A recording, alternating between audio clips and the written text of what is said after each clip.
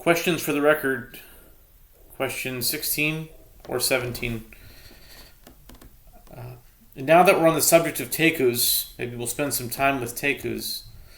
The tradition is that all the Taikus will be answered with the advent of the coming of Messiah, Mashiach. Eliyahu HaNavi will answer our questions with the coming of the Messiah. And the question before this was that if the Messiah is going to teach us Torah, why isn't the Messiah answering the questions? And why Dafka Eliyahu? Okay, Taiku on that one. But I'll call upon him in any case. And I want to say this in the most respectful and reverent way, because sometimes you can ask questions and it looks like you're making fun of it, but it's not it. I really truly don't understand why these are Taikus. The first Taiku, and by the way, there's a just interesting to know, there is a rabbi in Israel, I believe he lives in Ramat Beit Shemesh, but I'm not exactly sure. And I heard about him from Eli Stefanski from the America's Daf Yomi. Rabbi Aaron Yehoshua Pessin wrote a sefer called Taiku, and it's a compilation of all the Taikus in Shas, Bavli, all 317 Taikus in Shas Bavli. He puts them in order from Brachos 8a until Nida 63, either A or B, I don't remember now. At any rate, the questions for the record are questions that may seem like, I don't know if apikoros is the word, but like, you're challenging Chazal, but I really don't understand why these are Taikus, like, at all, unless it's some symbolic, secret, hidden meaning behind it. But okay, the first Taiku in all of Shas is by Rav Papa, and he asks if you leave the shul when they're laying the Torah, that's not allowed. Okay, so I think it was Avahu used to leave between aliyahs, that's okay. But Rav Papa asked, what if you're able to leave between verses? Is that okay? And I'm just thinking about that, and it's like, how amazing expert timing do you have to be able to get in and out during the laning between psukim? It doesn't even seem technically possible.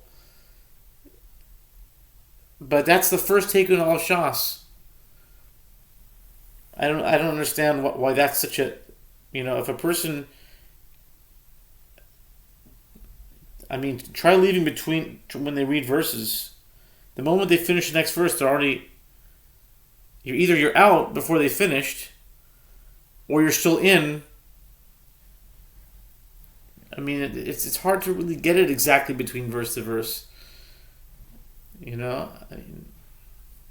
That's not the biggest problem. The next one, it's just, I don't understand why that's a Taiku, but that's the first Taiku in Shas. The second Taiku is asked by Mar Beret de Ravina.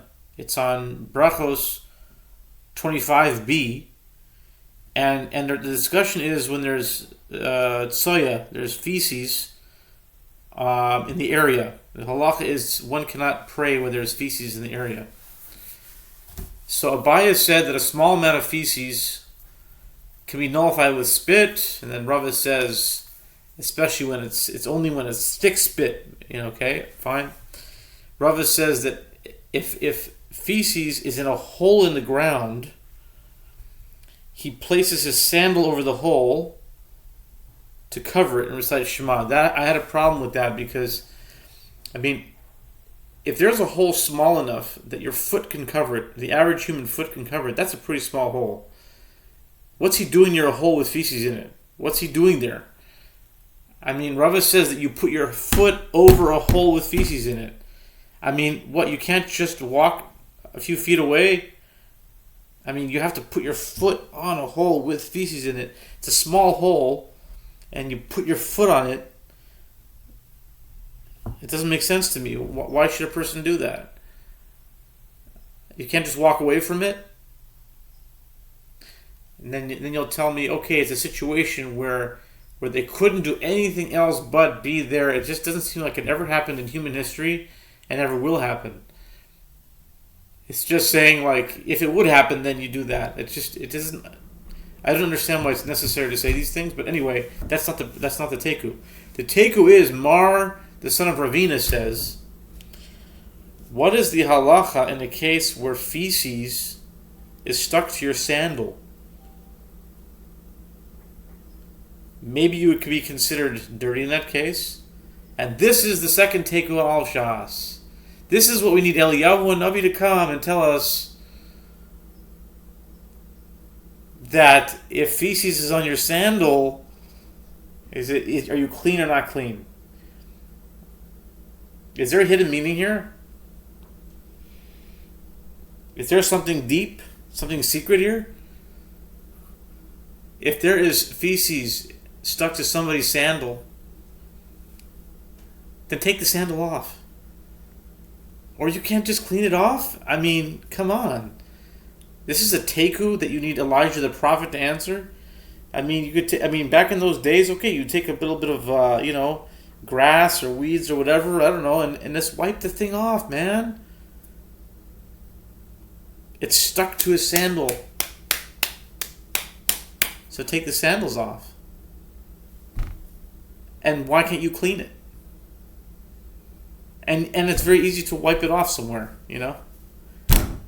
So my question is, for the record, is there a hidden meaning here? Now, I've heard, I once studied, for a short time, I studied with a Hasidic fellow, and he told me about some Hasidic Rebbes that they had a whole other universe of Talmud study, where everything in the Talmud is actually Kabbalistic, and you have you have sub tractates within tractates. And I want to make sure I'm quoting this correctly, but it was something like there's a Masechtas Gehenim or something, or Masechtas whatever. There are these tractates that are actually found coded within tractates, and everything learning Gemara all pe Kabbalistic understanding. Maybe this is the case. That's why I don't want to sound like I'm scorning. It just doesn't understand on the Pashut Pshat why you need Mashiach to come to tell you that if there's soya, if there's refuse, feces on a shoe, if he's considered okay to daven. I mean, common sense says take the shoe off, throw it arba amos away, and then get it afterwards. And it's very easy to clean it off also. And if it's stuck, then you can just, you can get it off somehow. If it's stuck, memanavshach. If it's dry, it could just come off easily. If it's wet, then you can just, it's also, either way, it's easy to get it off. To get off the shoe. So that's my question for the record on the second Taiku of Shas.